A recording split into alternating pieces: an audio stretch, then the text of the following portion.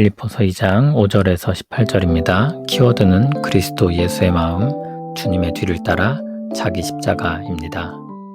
너희 안에 이 마음을 품으라. 곧 그리스도 예수의 마음이니 그는 근본 하나님의 본체시나 하나님과 동등됨을 취할 것으로 여기지 아니하시고 오히려 자기를 비워 종의 형체를 가지사 사람들과 같이 되셨고 사람의 모양으로 나타나사 자기를 낮추시고 죽기까지 복종하셨으니 곧 십자가에 죽으심이라. 이러므로 하나님이 그를 지극히 높여 모든 이름 위에 뛰어난 이름을 주사 하늘에 있는 자들과 땅에 있는 자들과 땅 아래에 있는 자들로 모든 무릎을 예수의 이름에 꿇게 하시고 모든 입으로 예수 그리스도를 주라 시인하여 하나님 아버지께 영광을 돌리게 하셨느니라. 그러므로 나의 사랑하는 자들아, 너희가 나 있을 때뿐 아니라 더욱 지금 나 없을 때에도 항상 복종하여 두렵고 떨림으로 너희 구원을 이루라. 너희 안에서 행하시는 이는 하나님이시니 자기의 기쁘신 뜻을 위하여 너희에게 소원을 두고 행하게 하시나니 모든 일을 원망과 시비가 없이 하라.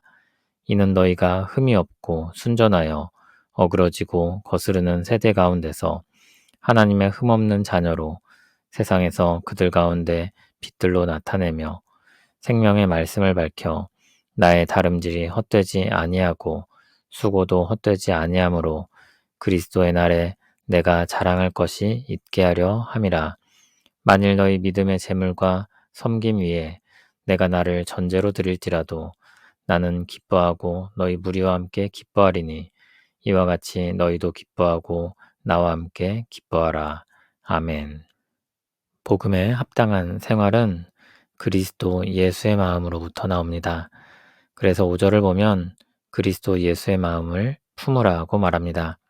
한 마음과 한 뜻이 되어 복음에 합당한 생활을 하라고 했는데 그 하나됨의 중심은 그리스도 예수의 마음입니다. 그리스도 예수의 마음이 무엇인지 6절부터 이야기하기 시작합니다.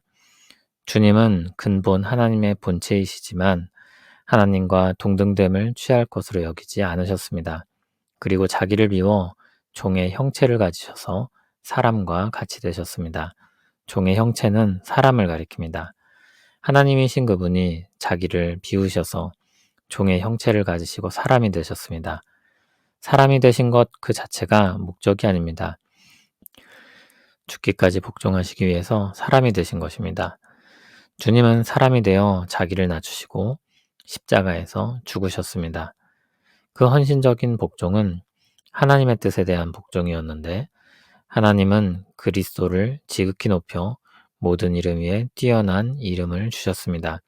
지극히 높인 것이므로 가장 높이 들어 올린 것입니다. 하나님이 그리스도를 높이실 때 비로소 신이 되신 것이 아니라 앞서 본 것처럼 그리스도는 원래 하나님이셨으니 본래 계셨던 하나님의 자리, 영광의 자리로 되돌려 놓으신 것입니다. 그리고 그 이름 아래 모든 권세가 다 무릎을 꿇게 하셨습니다. 하늘과 땅 아래 모든 만물 위에 계셔서 온 세상을 다스리는 지위에 두신 것입니다. 모든 입이 예수 그리스도를 주님이라고 시인하게 하시고 하나님 아버지께 영광을 돌리게 하셨습니다. 그리스도 예수의 마음은 무엇입니까? 가장 높은 자리에서 가장 낮은 자리로 오셔서 겸손히 하나님의 뜻을 따라 순종하는 마음입니다. 하나님의 뜻은 그리스도께서 낮아지셔서 사람이 되시고 십자가에서 죽으심으로 사람들을 구원하는 일이었습니다. 하나님은 그런 예수님을 어떻게 하셨습니까? 지극히 높이셨습니다. 주님의 교회는 그와 같은 그리스도의 마음을 따라서 사도가 있을 때에든지 그렇지 않을 때에든지 항상 복종하여 두렵고 떨림으로 그들의 구원을 이루라고 했습니다. 주님의 마음처럼 겸손하여 하나님의 뜻에 순종하고 하나님이 뜻하신 바 구원을 이루라는 것입니다. 그런데 우리와 달리 주님은 하나님이십니다. 그래서 주님이 지신 십자가를 우리가 질 수는 없습니다. 우리는 자기를 부인하고 자기 십자가를 지고 따라야 합니다. 우리가 이루어야 하는 구원을 위한 일은 겸손히 순종하여 사랑으로 섬기는 것입니다. 그것이 우리가 져야 할 십자가입니다. 그것은 사람에게 보이려고 하는 것이 아니라 하나님 앞에서 행하는 것이므로 두려움과 떨림을 가지게 됩니다. 하나님은 이 일을 이루시기 위해 우리 안에서 역사하십니다. 우리가 하나님의 기쁘신 뜻을 사모하게 하시고 그 열망을 가지고 행하게 하십니다. 그렇게 하여 주님이 자발적으로 기쁨으로 순종하신 것처럼 우리도 그와 같이 순종하게 하십니다. 그러므로 원망과 시비가 없이 하라고 했습니다. 광야에서 이스라엘 백성들이 불평하고 원망하던 것, 악의를 가지고 따져 물었던 것, 그런 모습들을 취하지 말라는 것입니다. 주님이 우리를 부르시고 우리 가운데 이루시는 선한 뜻은 우리를 그렇게 부끄러운 죄악에서 건져내시는 것이었습니다. 흠이 없고 순전하게 하시려고 구원하신 것입니다.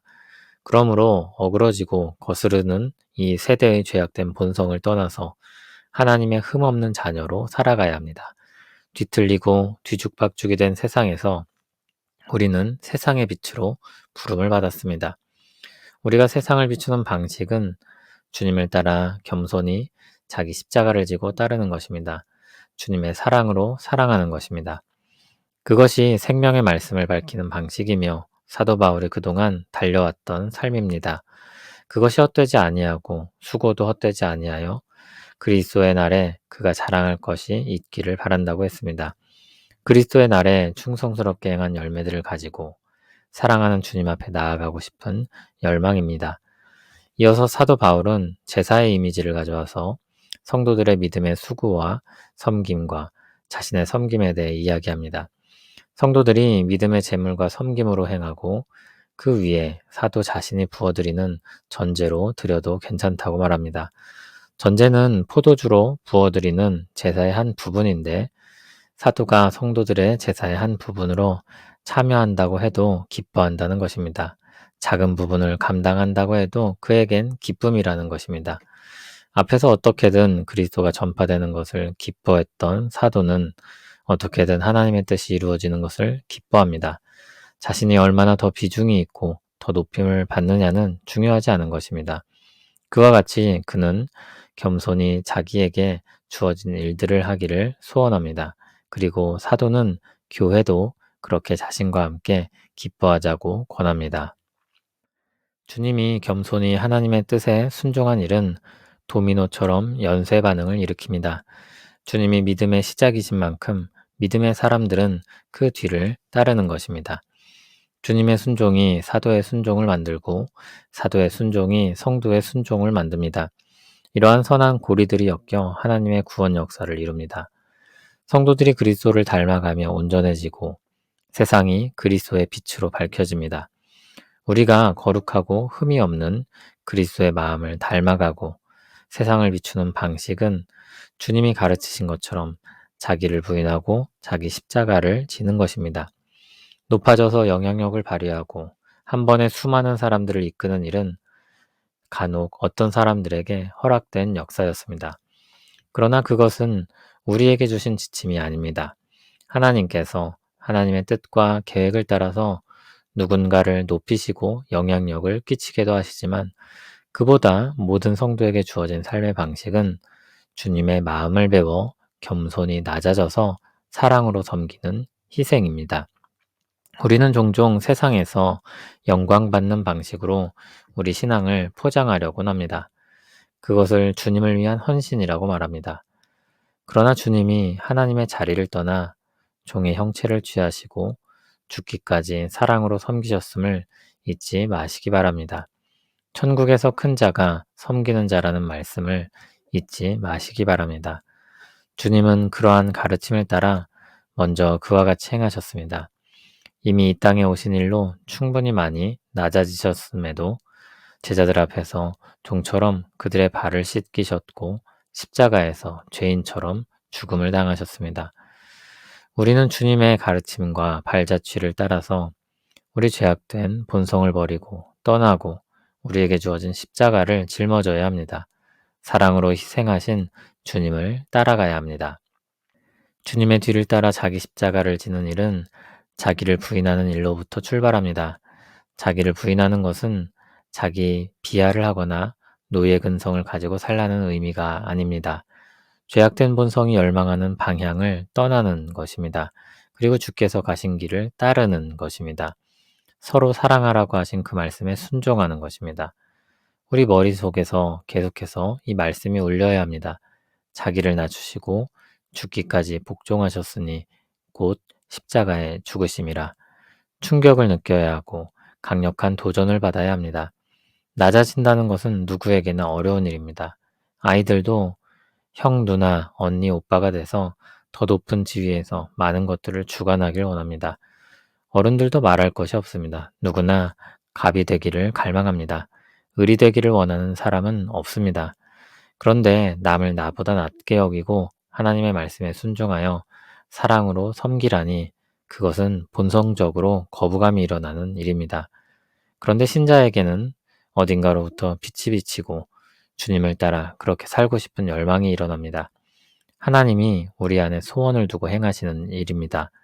하나님의 역사로 말미암아 우리는 자발적으로 또 기쁨으로 주님과 같이 살기를 바라고 또 행합니다. 그러한 기쁨이 충만하기를 원합니다.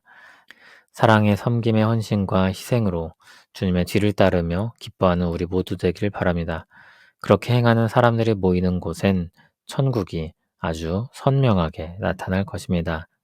하늘의 하나님께서 이 땅에 사람으로 오셨음을 믿습니다. 우리를 구원하기 위한 사랑의 역사임을 믿습니다. 그리스도 예수의 마음을 배우며 다시 놀라고 감사하며 찬송을 올려드립니다. 죽기까지 복종하신 그 사랑의 마음이 우리의 마음이 되기를 간절히 소원합니다. 자기를 부인하고 자기 십자가를 지고 따르게 하옵소서. 높아지려는 마음을 버리게 하시고 겸손히 낮아져서 사랑으로 섬기게 하옵소서. 예수님 이름으로 기도합니다. 아멘.